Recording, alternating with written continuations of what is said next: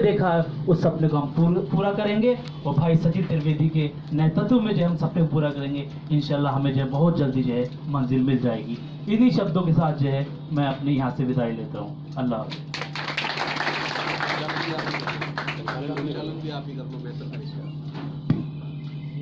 आपको लिस्ट भी प्रोवाइड करा देंगे। इसके बाद हमारे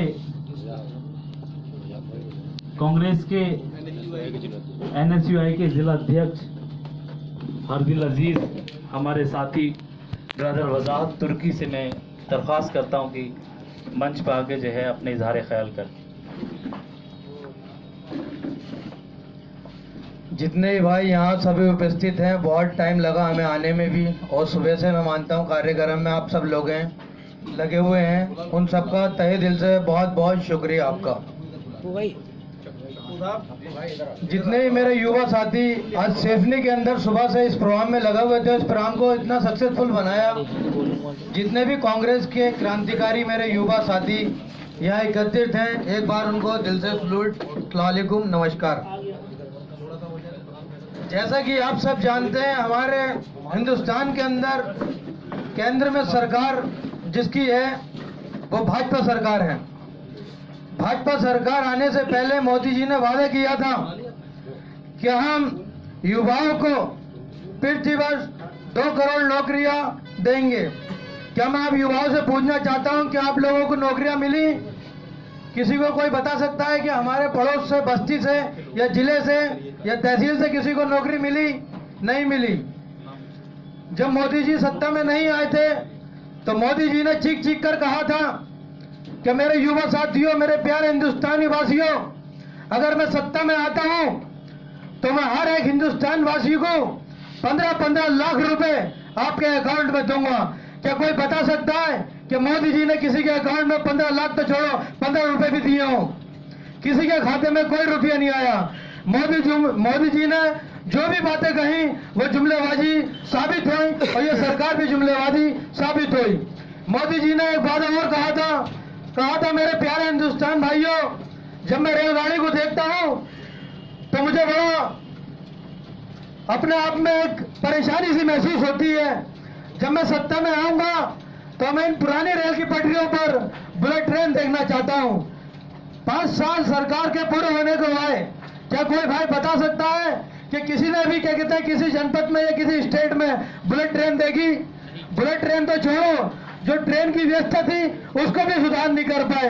मैं मानता हूं जितने रेल हादसे भाजपा गवर्नमेंट में हुए, इतने रेल हादसे किसी और गवर्नमेंट में हुए हो।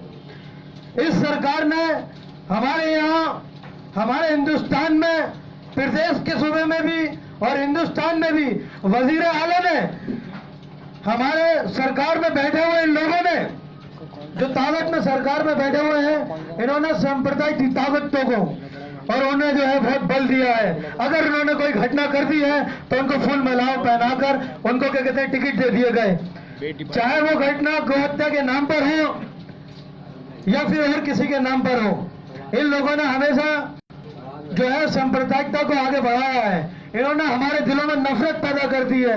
मुसलमान को बांट दिया है, हिंदू को अलग बांट दिया है। हमने किसी ऐसी, मेरी जितनी उम्र हो गई, मैंने कभी क्या कहते हैं ऐसी किसी गवर्नमेंट में नहीं देखा कि कोई भी गवर्नमेंट आई हो और हम लोगों में न इंतफाकी पड़ी हो।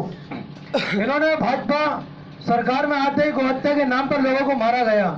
मैं समाचार पत्रों में और न्यूज चैनलों में जब देखता था तो मेरा दिल बड़ा अंदर से रोता था। मैं सोचता था क्या ऐसा तो किसी हुकूमत में नहीं हुआ। मेरे वालिद बताते हैं ऐसा आज तक हमने कभी नहीं देखा जो इस सरकार में हो रहा है, चाहे वो राजस्थान में पहलू खान हो या फिर हरियाणा में हिसार में कोई और हो। गोहत्या के नाम पर लोगों को मारा गया। मेरा दिल इतना दुखा कि मैंने सोचा इसके लिए मैं कुछ करूं। तो मेरे मुरादाबाद में एक दोस्त हैं, वो इमरान प्रतापगढ़ी माचौर शहर है हिंदुस्तान के, उनके अच्छे दोस्त हैं। मैंने उनसे कहा इस मुद्दे को लेकर मैं कुछ करना चाहता हूं। उन्होंने कहा ठीक है। मैंने कि इमरान भाई से मेरी अगर बात हो जाए तो आप करा दिए। इमरान भाई से मेरी उन्होंने बात कराई और मैंने उनसे अपनी बात रखी तो बोले हम इस मसले पे पहले से हल निकाल लें और इसमें कुछ ना कुछ दिल्ली में हम करेंगे। 8-10 दिन बाद मुरादाबाद के जो उनके दोस्त थे उनका टेलीफोन मेरे पास आया। बोले इस मुद्दे को लेकर हम दिल्ली में जंतर मंतर पे एक प्रोग्राम करने जा रहे हैं। मैं अपने रामपुर के साथियों को लेकर और दिल्ली कूच कर गया। 3-4 दिन बाद उनका प्रोग्राम रखा गया। मैंने रात दिन लगाकर लाउड स्पीकर और जो वहाँ की व्यवस्था थी, सुबह फतर में फिर अपने फ्लाइट पर आया, फिर सुबह वहाँ पहुँच गया। मैंने हिंदुस्तान के जो सैनिक थे, हम जो लोग इकट्ठे हुए थे, धरना दिया और अपना खून दान किया हिंदुस्तान के सैनिकों के लिए। और वहाँ खून देने के लिए हमने ये मैसेज दिया गवर्नमेंट को कि जो हत्या के नाम पर लोगों को मारा जाए, आप इस नफरत को बंद कर दो, इनको बढ़ावा ना दो। हम अपना खून देने के लिए तैयार हैं, हम सैनिकों के लिए खून देने के लिए तैयार हैं। लेकिन वहाँ की पुलिस ने हमसे उल्टा किया। मेंबर ऑफ पार्लियामेंट की पुलिस ने हम सबको लाठियां बजाई और हमें पार्लियामेंट के थाने में ले आके बंद कर दिया।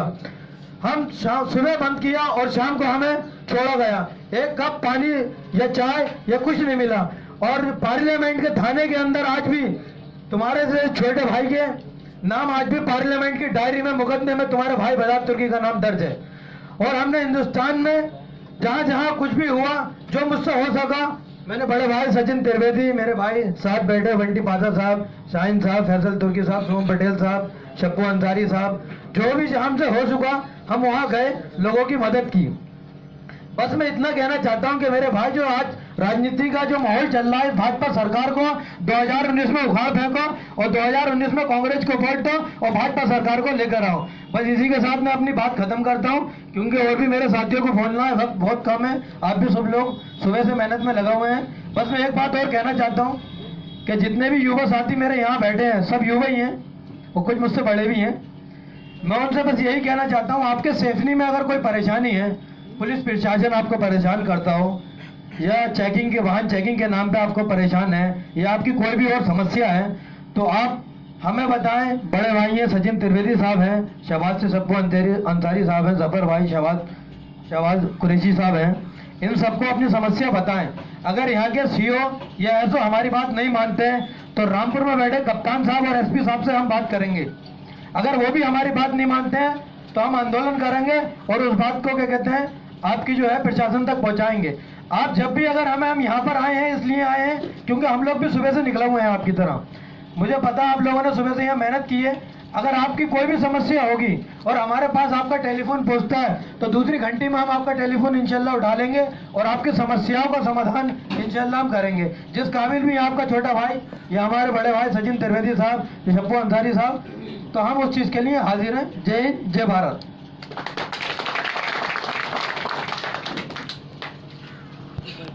अभी भाई वजाहत तुर्की इज़हार ख्याल कर रहे थे, मुसलसल दुश्मन जाना की निगरानी में रहना है, तो जहाँ घड़ियाल रहते हैं उसी पानी में रहना है।